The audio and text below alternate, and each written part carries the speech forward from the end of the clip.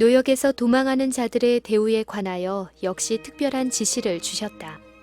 종이 그 주인을 피하여 내게로 도망하든지 너는 그 주인에게로 돌리지 말고 그가 성읍 중에서 기뻐하는 곳을 택하는 대로 너와 함께 네 가운데 거하게 하고 그를 압제하지 말지니라.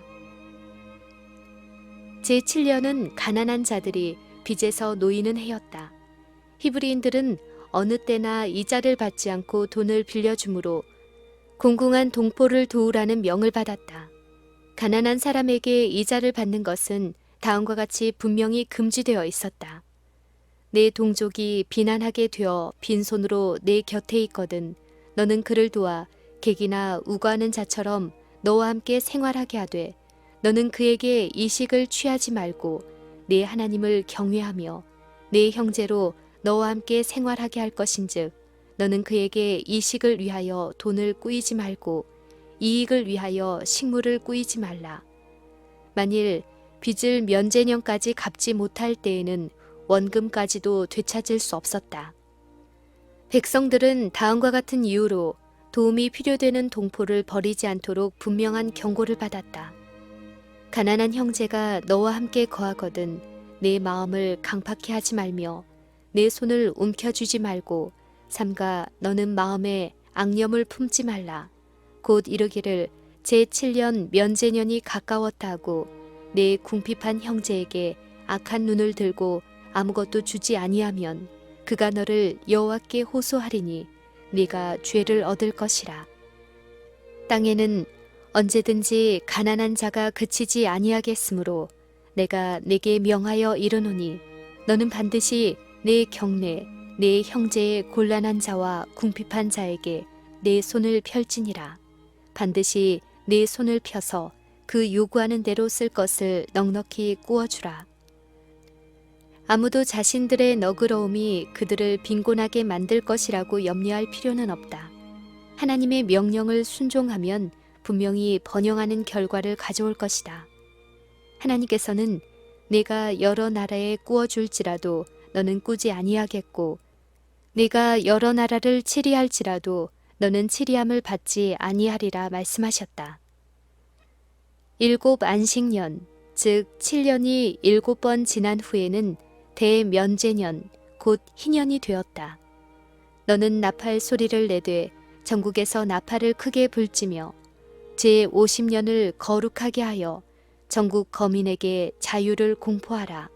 이 해는 너희에게 희년이니 너희는 각각 그 기업으로 돌아가며 각각 그 가족에게로 돌아갈지니라. 7월 10일 속죄일에 희년의 나팔을 불었다. 유대 백성이 거하는 전국에 그 소리가 들려 모든 야곱의 자손들을 불러 면제년을 환영하게 하였다. 대속죄일에 이스라엘 백성들의 죄가 속죄되었으므로 백성들은 즐거운 마음으로 희년을 환영하여야 했다. 안식년에서와 마찬가지로 땅에 파종하거나 추수하지 말아야 하였고 땅의 소산은 가난한 자들의 정당한 소유로 간주되어야 하였다. 안식년에 자유를 얻지 못한 히브리 노예들이 모두 풀려났다. 특별히 희년을 특출하게 만든 것은 모든 소유지를 그 본래의 소유자의 가족에게 돌려주는 것이었다. 하나님의 특별하신 지시에 따라 가나안 땅은 추첨으로 분배되었고 그렇게 분배된 후에는 아무도 자기의 소유를 팔 자유가 없었다.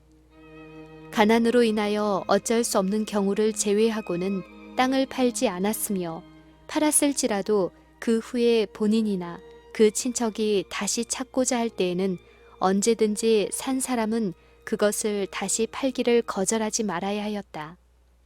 그리고 만일 다시 찾지 못할 때에는 이 토지는 희년에 그 최초의 소유자나 그 상속인에게로 돌아갈 것이었다. 여호와께서는 이스라엘에게 다음과 같이 선언하셨다. 토지를 영영히 팔지 말 것은 토지는 다 내 것임이라. 너희는 나그네요 우거하는 자로서 나와 함께 있느니라. 백성들은 이것이 당분간 그들이 소유하도록 허락된 하나님의 땅이며 하나님께서는 정당한 소유자요 원지주이심으로 가난한 자와 불행한 자를 위하여 특별한 고려를 베푸실 수 있다는 사실을 마음속 깊이 간직해야 하였다.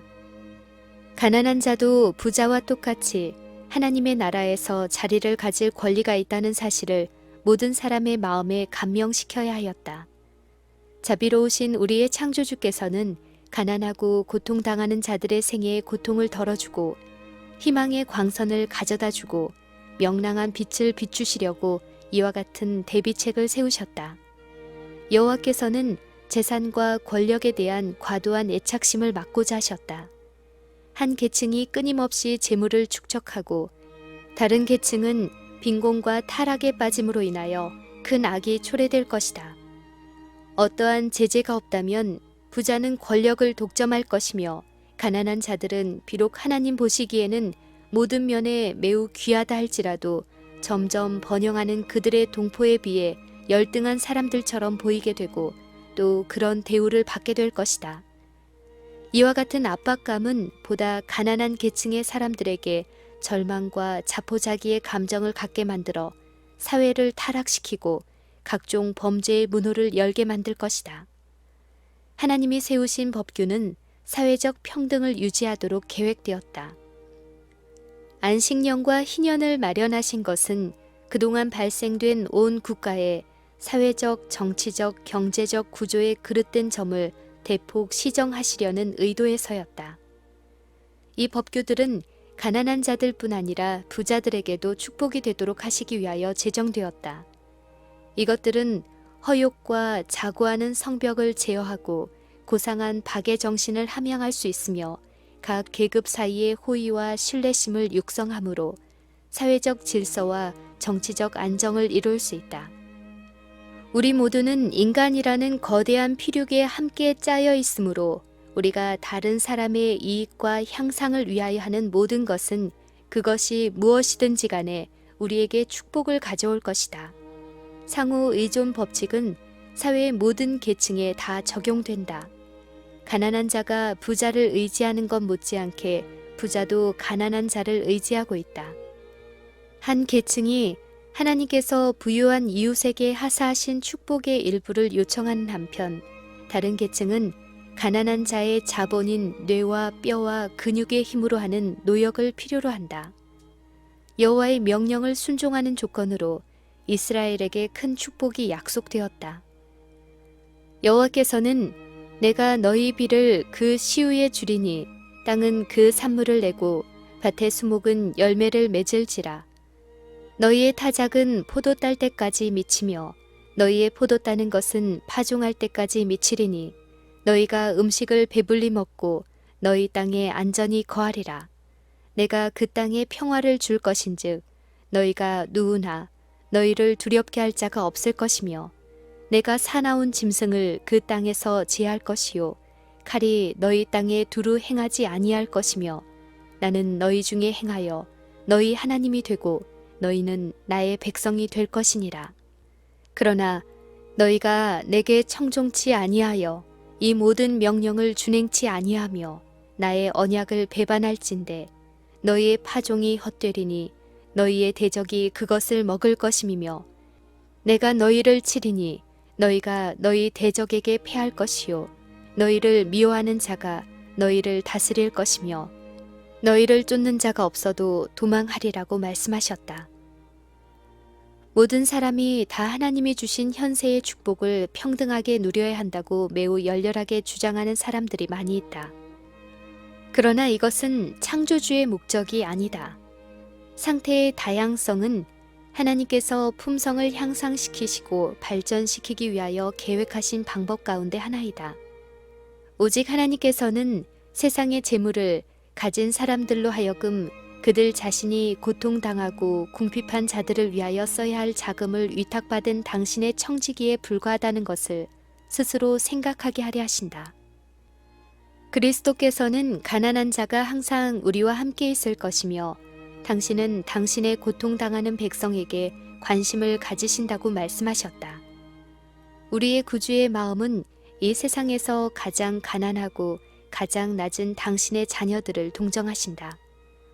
구주께서 우리에게 우리는 세상에서 당신을 대표하는 자들이라고 말씀하신다. 구주께서는 당신의 고통과 압박당하는 자들에게 대하여 느끼시는 사랑을 우리 마음에 각성시키시려고 우리들 가운데 그들을 두셨다. 그들에게 베푼 동정과 자비심은 마치 당신 자신에게 베푼 것처럼 그리스도께서는 그것을 받으신다.